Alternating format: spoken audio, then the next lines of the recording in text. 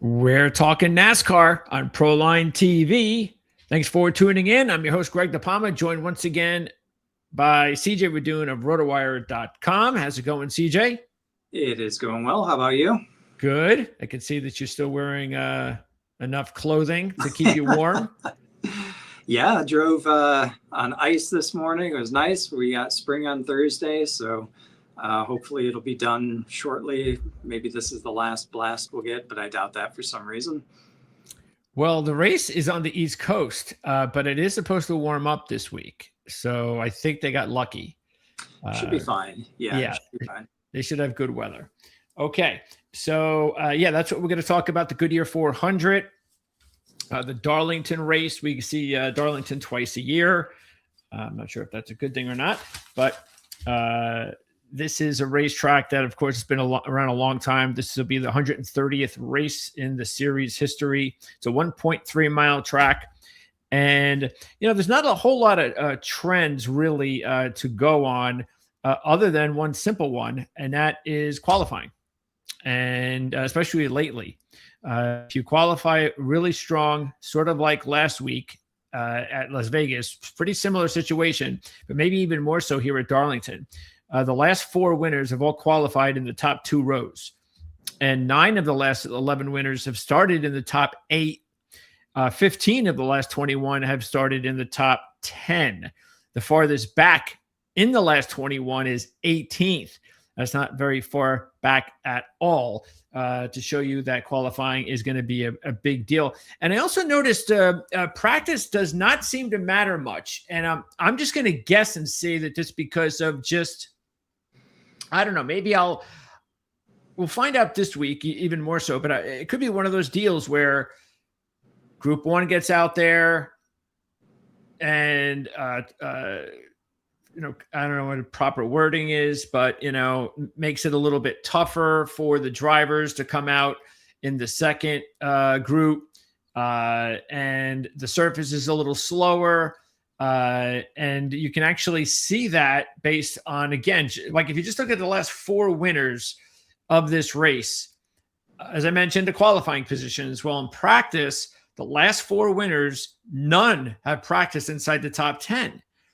2 of them have practiced outside the top 20. So again, that's the only thing I can think of is that practice, it's a little slower later in the day, the second session.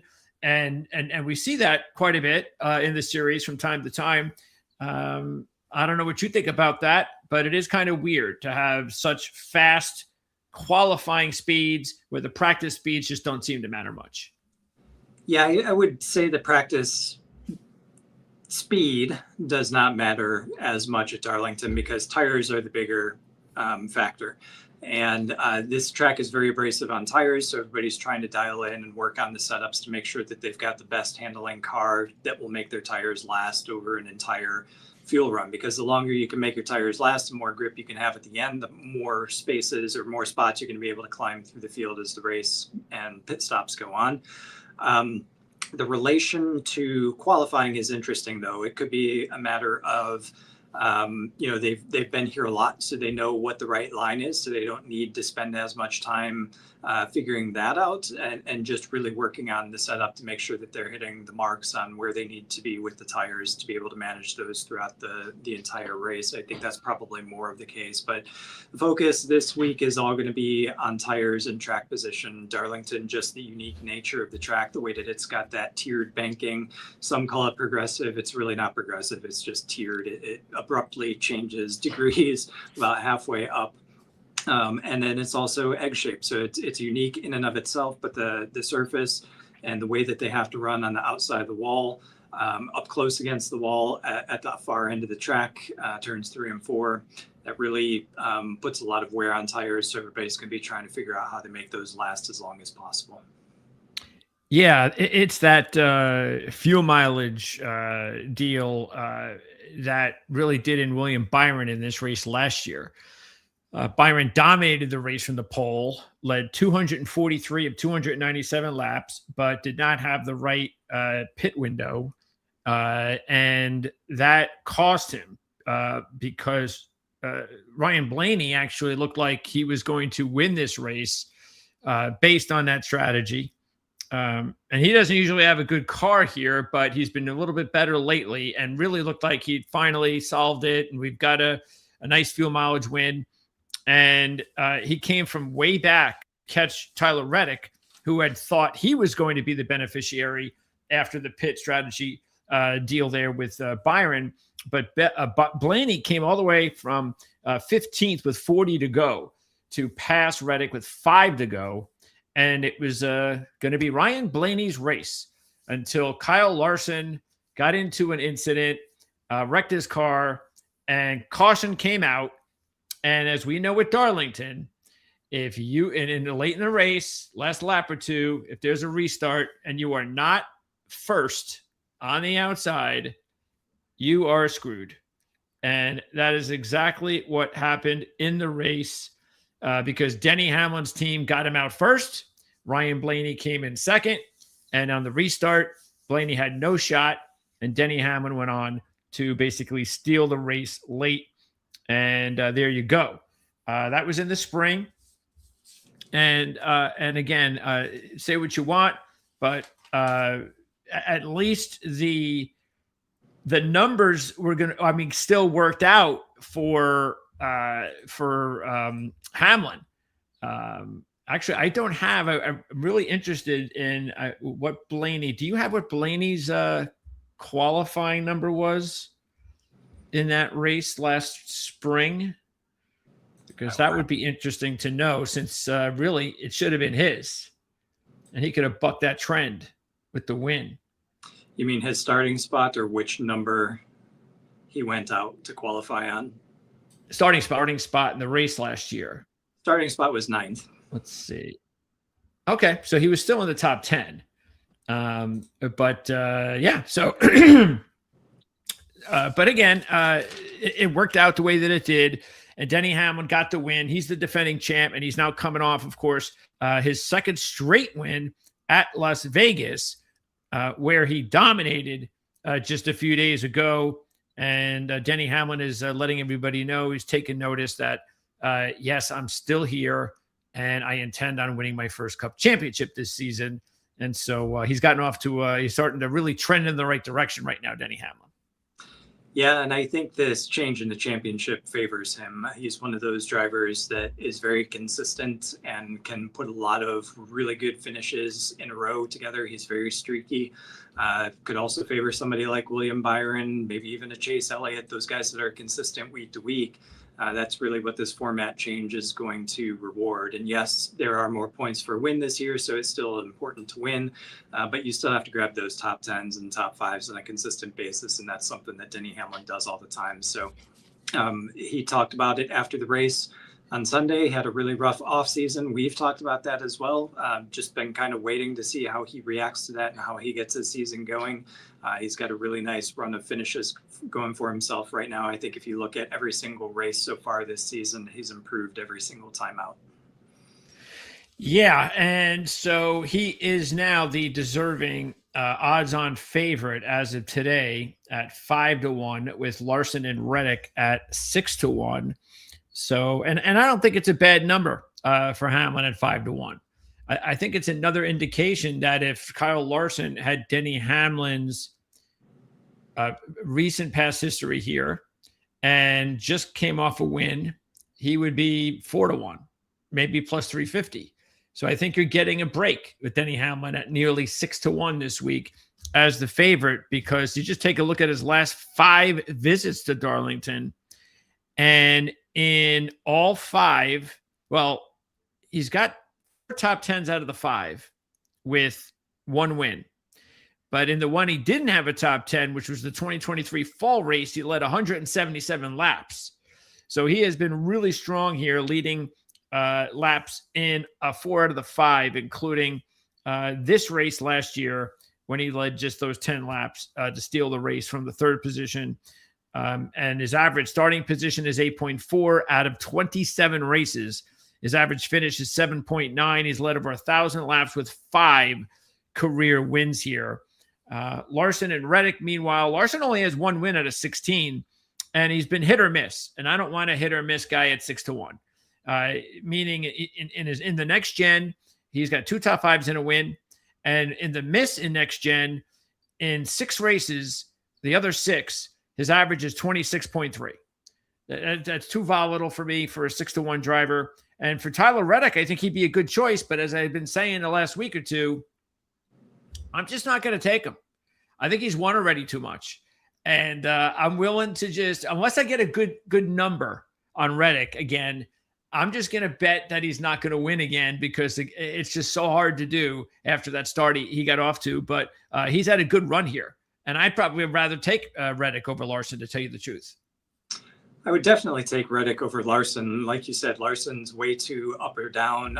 3 DNFs in the new generation of car as well. And that's exactly what I talked about before when we talked about Hamlin and his consistency in this change in the championship format. Somebody that doesn't benefit clearly is Kyle Larson, and Darlington is proof of that. Yes, he's had a lot of great results. He's got the win and a number of top 5s. He's led more laps in his career at Darlington than Denny Hamlin has, still over 1,000. But like you said, it's just either feast or famine for him. Tyler Reddick, I would absolutely take, because he's much more consistent, almost always in the top 10 at this place since the new generation of car has been out. He's led 322 laps. Almost all of those have come in this generation of car. And then you've got Denny Hamlin, and there's no reason not to. I mean, this is a track that segregates the Hall of Famers from those who are just out racing NASCAR. And Denny Hamlin, we all know, is eventually going to be a Hall of Famer. Started on pole in the fall race, won the spring race, almost always inside the top 5, 1,022 laps led over his 27 starts. And if you throw in all 27 starts, that average finish of 7.9 is just incredible when you think that goes all the way back to 2006. Yeah, Reddick last year finished 2nd and 4th, led 42 laps in this race, the one that he nearly was able to capitalize on. And he has 3 runner-ups in the 8 next-gen races. All right, we still have some good drivers to go. Let's take a look at these 3 right here, being William Byron, Chase Briscoe, and Ryan Blaney. Matter of fact, we can go another one because I want to move in Christopher Bell. So Bell's also at 9-1. And really, all 4 of these drivers have a legitimate chance to win this race. You're getting a few extra points as well if you want to go this route, which is what I'm going to do. I'm going to look at Hamlin. I'll pass on Larson and Reddick. But William Byron, again, he dominated this race last year, as we said. He's also trending in the right direction, finishing 3rd last week. 1 win out of 15. So, it's not like he's got a whole lot of wins here, but still.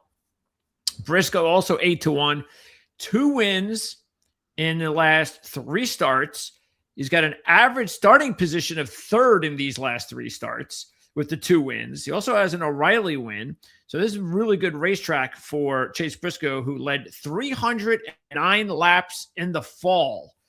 He won the race from the 2nd position, dominating that race. So you're getting 8-1 for a driver that has been this good over the last several races.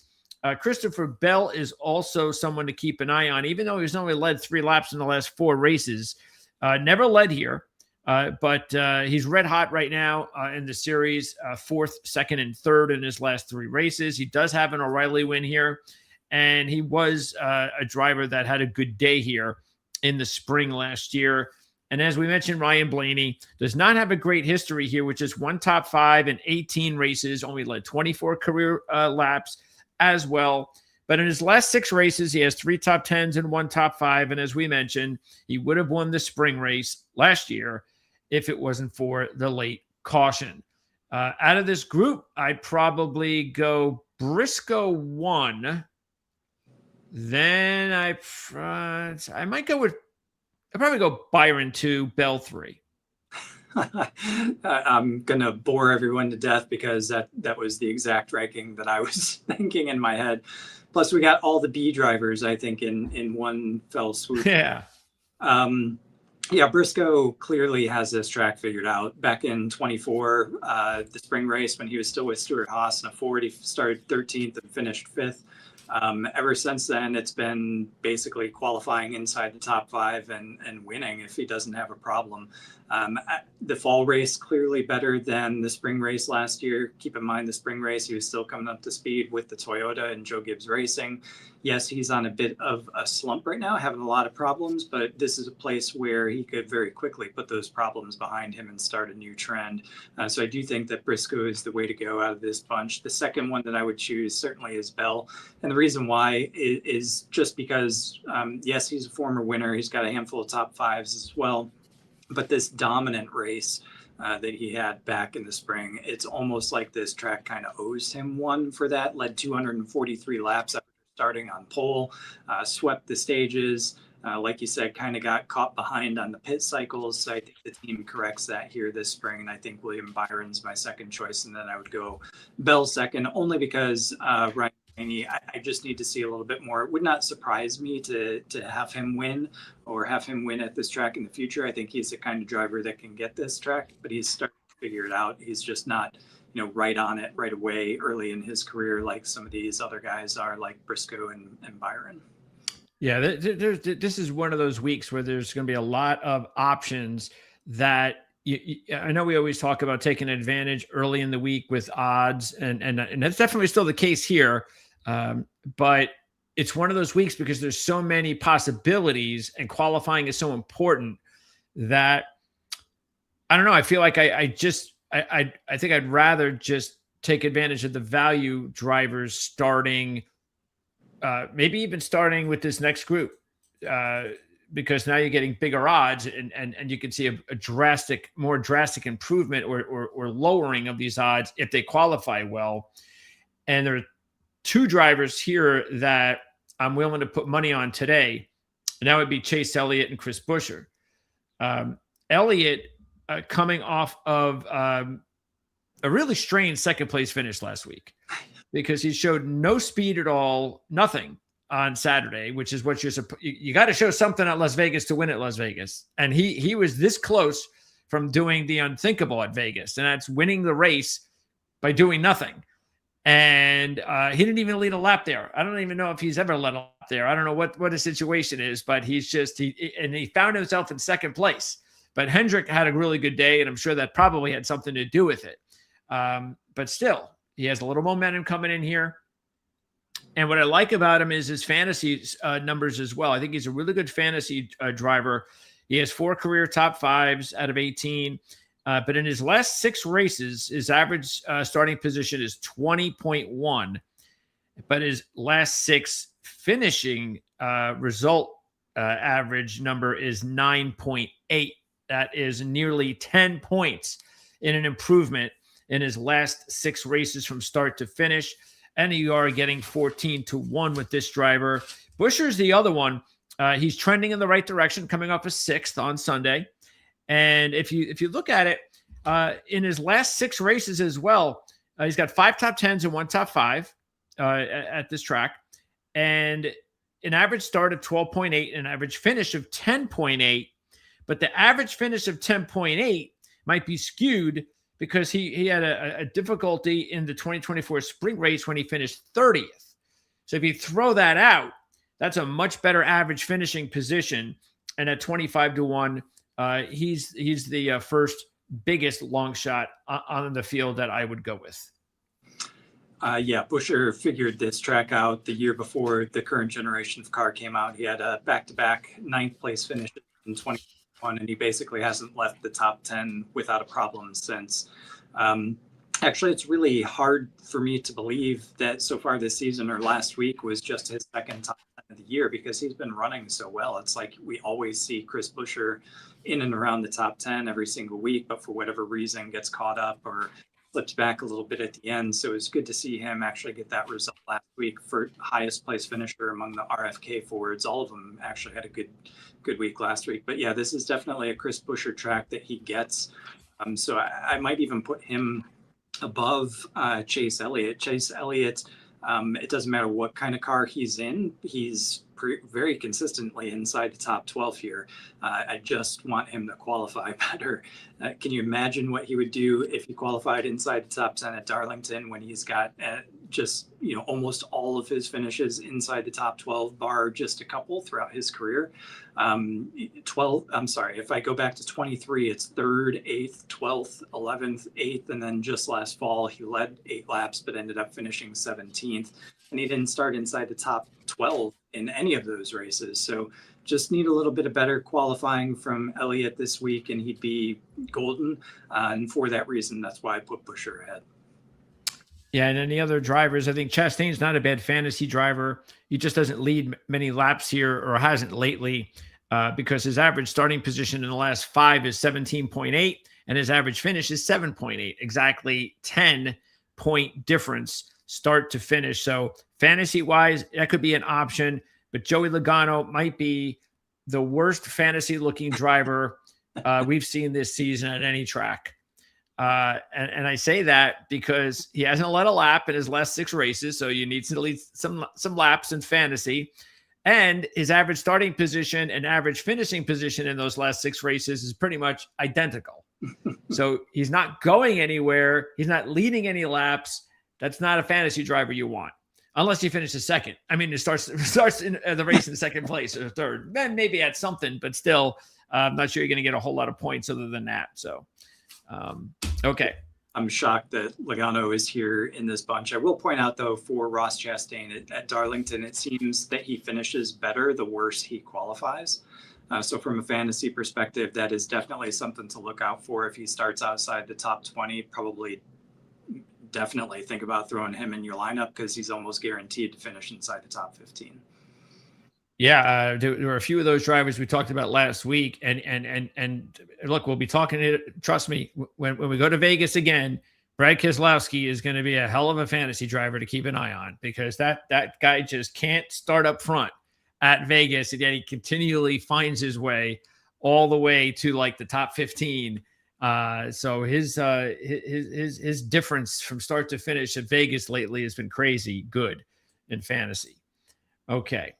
Next group, speaking of Keselowski, he's in this group, but we got the 2 hottest drivers out there in Toyotas that you have to take because they're so hot right now. And that's Bubba Wallace and Ty Gibbs at 25 and 30 to 1. You're crazy not to put a little bit of money on them right now. Don't wait until qualifying. And I wouldn't worry too much about past history here, because at least they both have some past history here, including Wallace. Wallace in next gen has 5 top 10s, 1 top 5. He's led 60 laps. And matter of fact, he's at an average starting position in his last 7 of 7.2 and an average finish of 10.1, which for Bubba Wallace is as good as he's going to get anywhere. And he's sitting there second in points. So that's an absolute must use right now on Bubba Wallace. Ty Gibbs, he doesn't have that much of a history compared to Wallace. He was runner-up in the spring race in 2024, led 34 laps, but that's it. He doesn't have anything else to show for you, but at least he does have that. And he is also pretty hot, coming in with 3 straight top 5s on the year. Kyle Busch, he's actually been, it's kind of weird. He hasn't led a lap since he's been in RCR, 6 races, but in the last 3 races, he's finished in the top 10, including a runner-up. So, but only 1 win in his career in 28 races. So if you're looking for Kyle Busch to break out and win, I just don't think this would be the race. But to think that he can get a top 10 and maybe he starts 20th wouldn't be the worst fantasy idea in the world. Brad Keselowski, though, he just really has not been on his game here at Darlington over his last 3 starts. Yeah, there are only 3 drivers that have 3 top 5s so far this season, and one of them is Gibbs. And there are only 2 drivers that have 4 top 10s, and one of those is Wallace. So you were accurate to say that these are 2 of the hottest drivers on the circuit right now. And past track history, I don't care, but you're getting the added benefit of both of them having top 5s and top 10s at a place like Darlington. So absolutely run to the window and grab these two right now. I don't think they're going to get any better, and they're probably only going to get worse because I would expect both of these guys to qualify pretty well. And then I also expect them to race really well. Just both of them are on an excellent run to start the season. Then between Keselowski and Busch, I would definitely go the Busch route, but he would be pretty far behind Wallace and Gibbs. The reason I would go with Busch is second, 10th, and 8th in his last 3 races here.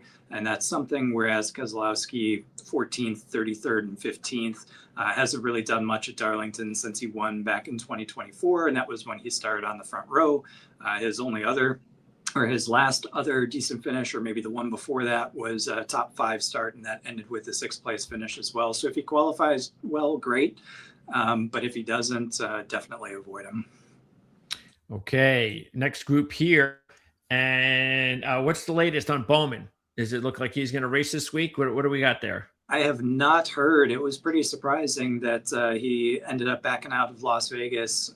Glad he did it early, but yeah, I haven't heard any updates since then. Hopefully for him, he's able to get over the vertigo that he's been having for the past couple of weeks and can get back into the car. I know that takes a while to get over them. Yeah, and it's too bad too, because he had some decent numbers at Vegas, but his numbers here are pretty bad. So if I was him, I would just take the week off and just I'll be okay next week. Yeah, so no reason to take Bowman this week, even if he drives. Hocevar, meanwhile, was 9th in the fall. That's his best result in 5 appearances, but I'm not really feeling it with Hocevar with so many other options this week. Eric Jones, this is one of his best racetracks. He has a couple of wins and an average finish of 12.8 compared to his average start of 20.5, but he hasn't led a lap in his last 6 races, and he only has 1 top 5. Actually, the top 5 he had in the fall was 3rd. That was his first top 5 since his win in the fall in 2022, but he is 50-1, and he's not a bad idea coming off the 3rd in the fall. Especially since his buddy John Hunter Nemechek is someone that I think is worth looking at as well. And Connor Zilic, as we continue to say, and we continue to be right about every week, it's just not his time just yet. Yeah, and about time we're starting to get the odds that would go along with where we would expect a rookie to be. And not to say that, with any disdain, he's just got to understand what this series is. He can be a great driver, but even some of the greatest drivers in the world that have won in many other series just don't come in and win here. It's really competitive and really difficult to do. So he's got to climb up that learning curve. Definitely not going with him to a place like Darlington. So for me, in this one, it'd be between Hocevar and Jones. Jones, pretty cool that he was able to finish 3rd. This is an Eric Jones track. I would think about him from a fantasy perspective, depending upon where he starts. But Hocevar has actually shown me a little bit of goodness here, because he started on the front row in the fall race of 2024. He ended up with a problem, accident, crashed out, finished 33rd. But then, like you said, last fall, he ended up finishing 9th, and his starting place was 26th. So he's got some speed here. The question is whether he can keep his nose clean, make some friends on track that don't want to smash him into the wall, get all the way to the finish without any problems, and hopefully walk away with the top 10 finish again. All right. And as far as the rest, the only drivers that stick out for me would be these two right here, Austin Cindric and John Hunter Nemechek. As I mentioned, he's got the partner Eric Jones with the good history. And John Hunter was also 4th in the fall. So you had Jones 3rd, John Hunter 4th. So they obviously had something. That was his 2nd career top 10 at Darlington. And he led 15 laps, by the way, in the race in the fall. And he started 30th. Meanwhile, in the O'Reilly series, I don't care about his last race there, because that was with Sam Hunt. In his final 2 O'Reilly races with Joe Gibbs, he had the pole in both races and led a combined 156 laps, finishing in the top 5 in both races. Combine that with 2 top 10s in 7 cup races, and the 4th in the fall, the big number at 100-1. Eric Jones, as we talked about, I think he's a really good long shot play. And Austin Cindric, to me, it's one of those things where, and I think that they probably get it, that it's such a long season that we're okay. We've got speed on race day, and that's the most important thing. We just got to figure out a way to get through it, sort of like what Chase Briscoe is dealing with right now. And I have more confidence right now in Austin Cindric, the way he started this season, than I did when he won races the last couple of seasons, because he just won them out of nowhere and never capitalized on them and got any momentum. So here he's showing you something. And what's good about it is these are the perfect long shots, because these are the ones that can come out all of a sudden and win. And we'd go, well, we told you there were signs. So at 65-1, I think you got to put some a little. Now, look, I don't think because Penske hasn't been necessarily good here lately that I would think that this would be the perfect race for Cindric to win. I like other long shots better than him, but I think, he's one of these drivers right now that you just keep throwing money on long shot every week, as long as he keeps showing you something every week, and it will turn. And even in the last 3 races at Darlington, he's been much better. Average start of 9.0, average finish of 12.0, which is considerably better than his first 5 at Darlington. And none of that should be surprising with how difficult the racetrack is. You got to get experience at Darlington to win here. Yeah, I totally agree. The other person I would throw into that conversation with Cindric is Ryan Preece. I think the entire RFK racing stable has been showing me that they've improved over the winter. Pretty much every single weekend, 1, 2, if not all 3 are racing around the top 10. It's just a question of which ones get in there. Last week, they're coming off a pretty good week in Las Vegas.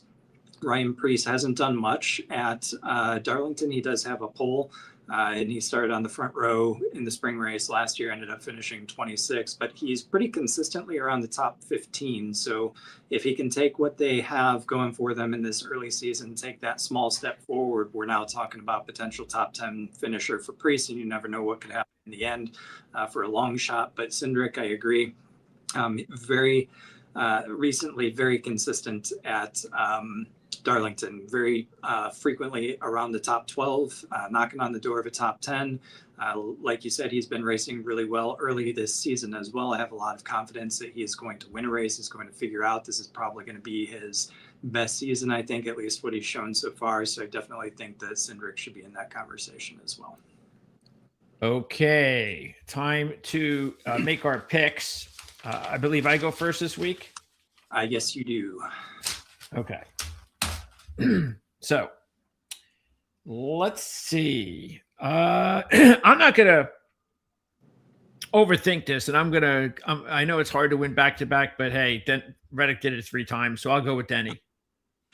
If there's any driver in the short conversation that I would think can go back-to-back, Denny Hamlin is definitely in that conversation. So that leaves me Chase Briscoe as my top choice.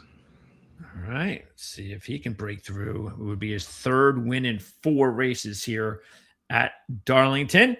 So since I got the heavy favorite, I need a little bit of odds money here. So we do have options.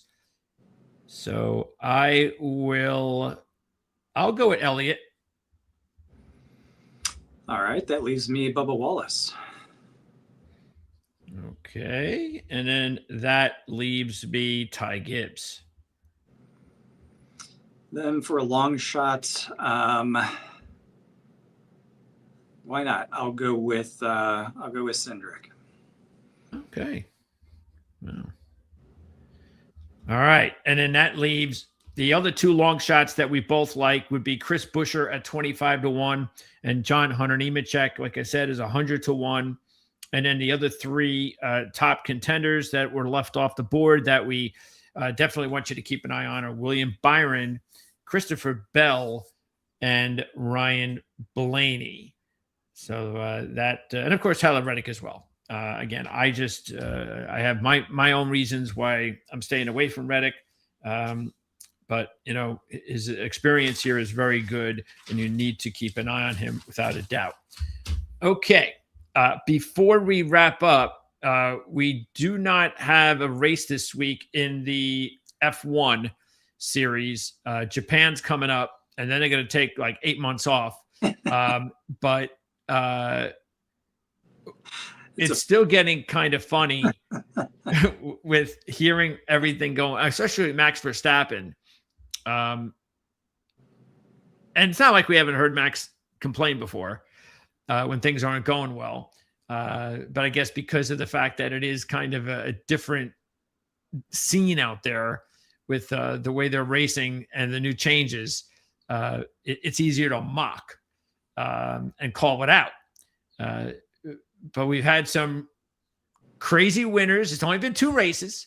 Not that Russell winning was crazy when it happened, because he was the favorite. What was Antonelli last week? He was one of the top 2 or 3 choices. He might have been 3rd. He was definitely not 2nd. Actually, he might have been 4th. I think Leclerc maybe was 2nd, and maybe Hamilton 3rd. So Antonelli was a really good number. And I warned you against going with Russell. I think I suggested Leclerc, and Leclerc, almost got it. But I think, again, the Mercedes power, just the way that they've got these rules nailed down and their reliability, I think they've definitely got the edge right now. So these 2 guys going forward are going to be the favorites pretty much every single week until somebody beats them. Yeah, take a look at the. Was he 5-1? Who, Antonelli? Yeah, I don't remember. I have to check. I have to look over the video again. So look, all right. So this is the Japanese race that's coming up when we talk next week. So Russell is the heavy favorite again.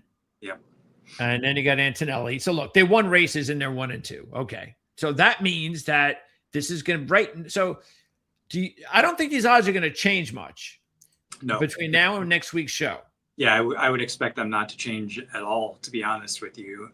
And Japan, a very different track than China.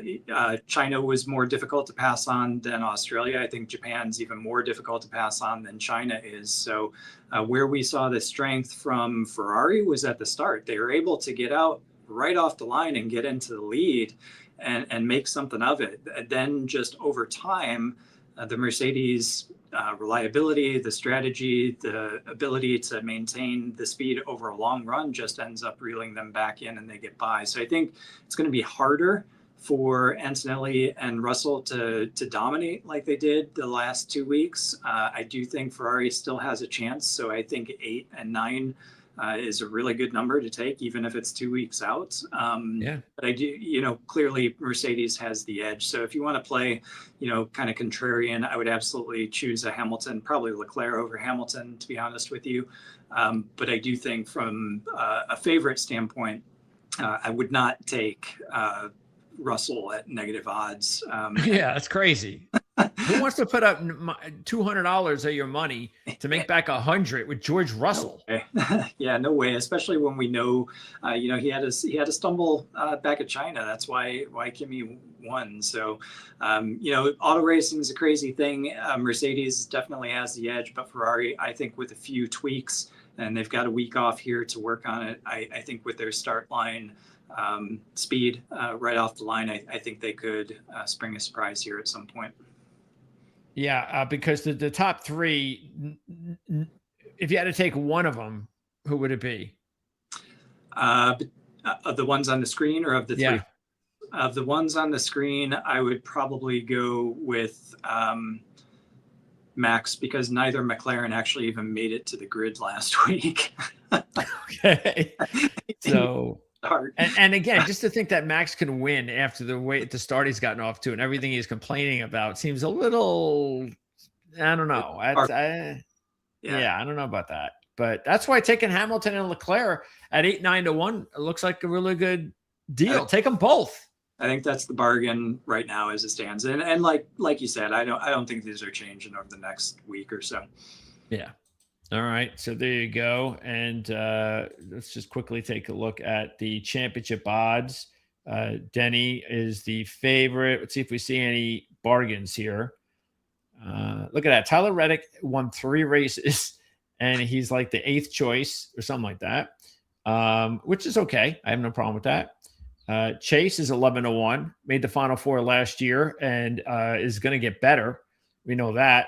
Joey Logano in an even numbered year is still dangerous. So at 18-1, And I don't know. I know you like Busher. He's 50-1. I mean, Bubba Wallace at this point and Ty Gibbs at 50-1, the start that they have gotten off to and the start that Toyota has gotten off to, why not put some money on Bubba and Ty Gibbs right now at 50-1?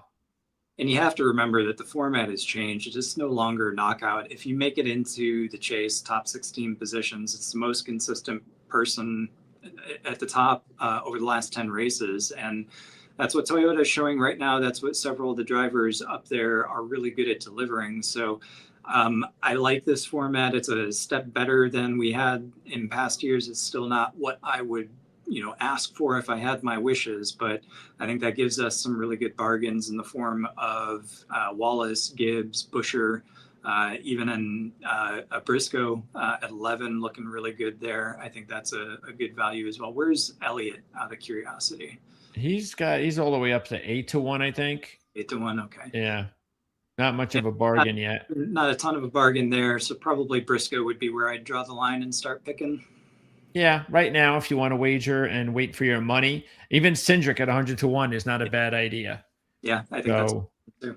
If he breaks through like we think it's possible this year, then with that Penske team that's won championships, even though it's a different format, you never know. Yep. So maybe that's the way to go. As of today, again, just of today, throw a few bucks maybe on Busher, Wallace, Gibbs, and Cindric. Okay, that's going to wrap it up. Well, what do we got next week? Next week we go short track racing to Martinsville, I believe. Oh, okay. Short track racing at Martinsville is right. That is going to be the Cookout 400. And then it is on to Bristol. And After we can off. Yep. So we get the week off before Bristol. Well, we can only hope that since the increased horsepower is on the short tracks, we just have to keep our fingers crossed that it's going to change Bristol. Because I got to tell you right now, if I was testing anything to improve the short tracks, including the horsepower, and I had to go to one track, I'd go to Bristol. That's the track you really need to change more than anything to get the fans kind of interested in short track racing again. Wasn't too long ago when we were asking for more tracks to be built like Bristol, and then it took a nosedive, unfortunately. So we'll see how the package does. All right, CJ, we will get your report from rotowire.com.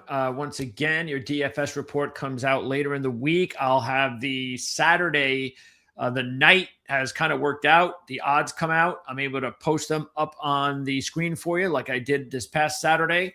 So let's still go with that. Late day Saturday for Darlington after practice and qualifying. And then I will provide you guys with the link to CJ's report at rotowire.com, or you can check out the link right now in the description of this video, and you can go there and bookmark the page. And then usually that's up by Friday, correct?